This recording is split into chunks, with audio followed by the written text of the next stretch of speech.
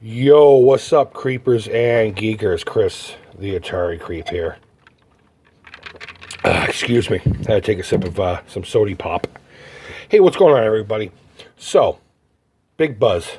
New Sega Genesis console, or Mega Drive is called where it's actually being produced. I was actually originally tagged in a post on a Facebook group that had a link to this particular product. And at first, I was like, okay, I'll bite.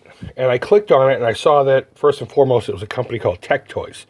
And I don't know a lot about Tech Toys. I know a little bit. I've actually owned one of their products. I got it by accident somehow.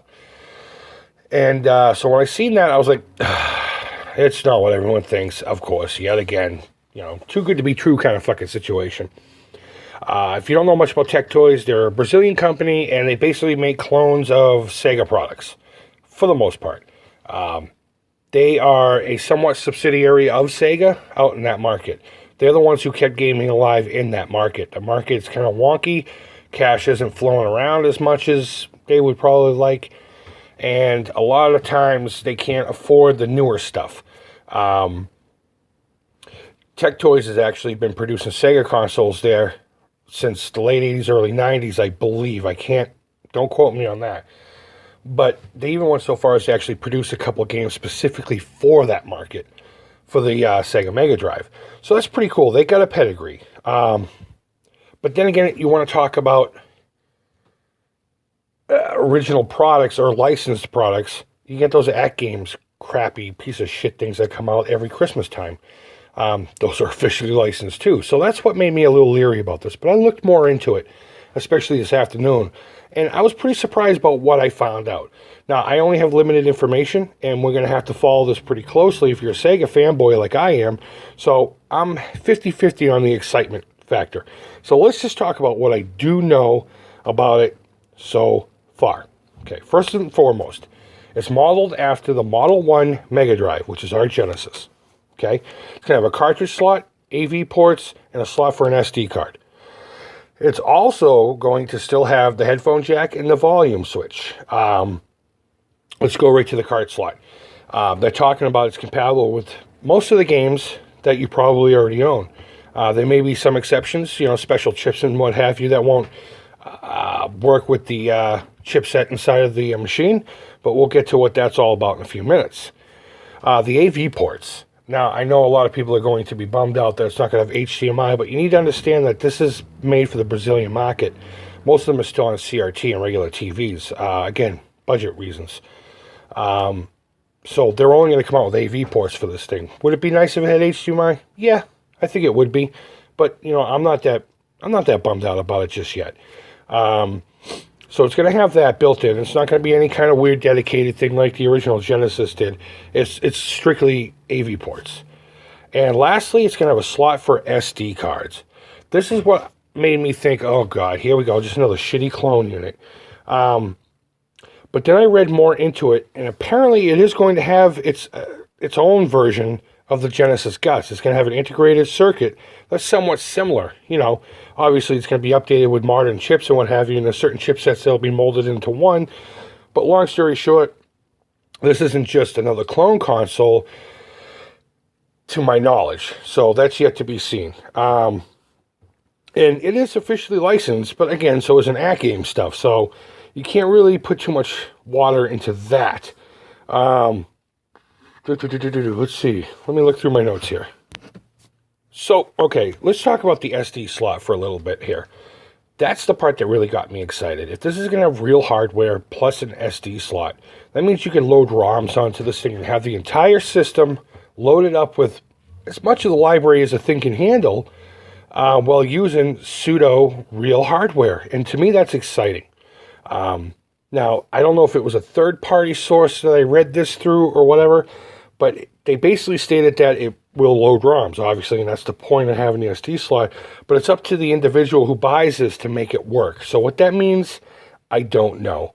Other things that I really think are important to talk about is there's no talk about it being compatible with the Master System. Why is that important?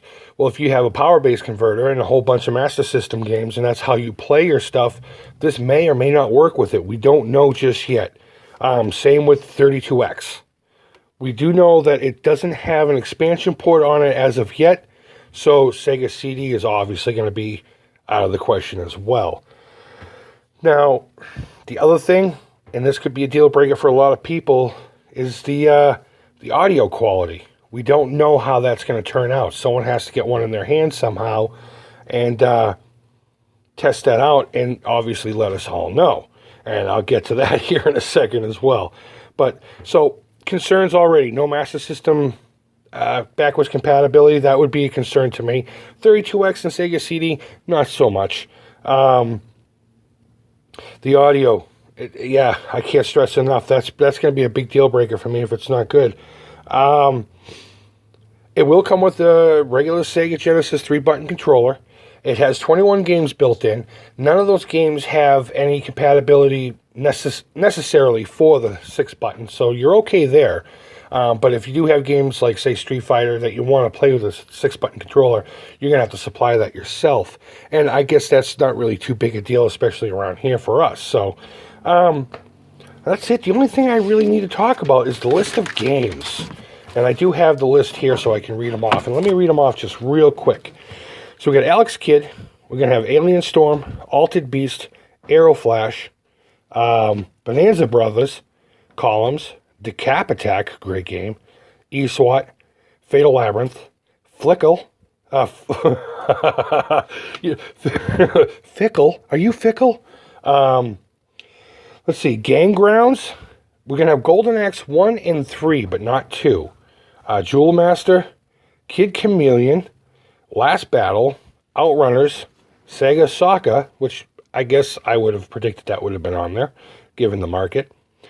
Shadow Dancer, Shinobi 3, and Sonic 3. Now, I don't know why they didn't include the first two or one or the other, but they chose to go with 3 on both. And last but not least, Turbo Outrun. Not a bad list of games. It's not what I would have put on there, but you can't complain. They come with the system. And, of course, you can use your cartridges and the SD slot once you, quote-unquote, get it working. Last thing to talk about here is price. What's this thing going to cost you? Are all your dreams going to come true? Are you going to be able to buy a brand new Sega Genesis? Well, I guess it depends on how deep your pocket is. Translated into US dollars, it's about $125 to purchase it, just to purchase it. Because this is made strictly for the Brazilian market, you're also going to have to deal with import costs. So whatever that's going to cost to get it to your home, it could be $50, it could be $200, it could be $5, you know. So I don't know if that would be worth it to me right now at this time point, seeing as I have 2 Genesis and I have a lot of the games, and I could easily just get a flash cart and have the entire library. So with everything that I just said, and hopefully it all made sense, what are your thoughts on this? I'm going to keep an eye on it myself. Hopefully there'll be reviews coming out. Now, they're on pre-order, but it's slotted to come out in June of 2017. And I'll be anxiously awaiting any information further than what I already know on this particular thing. So, again, as a Sega fanboy, the Genesis in particular, I'm still 50-50. I'm lukewarm. I'm kind of meh. It's kind of neat, but I have 2 Genesis, Model 1 and a Model 2. And I have the Necronomicon console, which is a Model 3. So I'm pretty much happy with hardware. Would it be nice to have a nice brand new Genesis to put on the shelf, sealed up? Sure. But again, I'm just 50-50 on it. So what are your thoughts down below? You know, leave them there. And, you know, if you like the video, give me a thumbs up, thumbs down. All feedback's positive. Guys, let me know what you think about this. If you find out anything about it, let me know on my Facebook. Let me know on Twitter. No, don't do it on Twitter because I don't follow Twitter anymore. But my Instagram, you can do it there. And, of course, you can leave it down below. So, guys, as always, thank you so much for viewing and listening. And until next time, take care and bye-bye.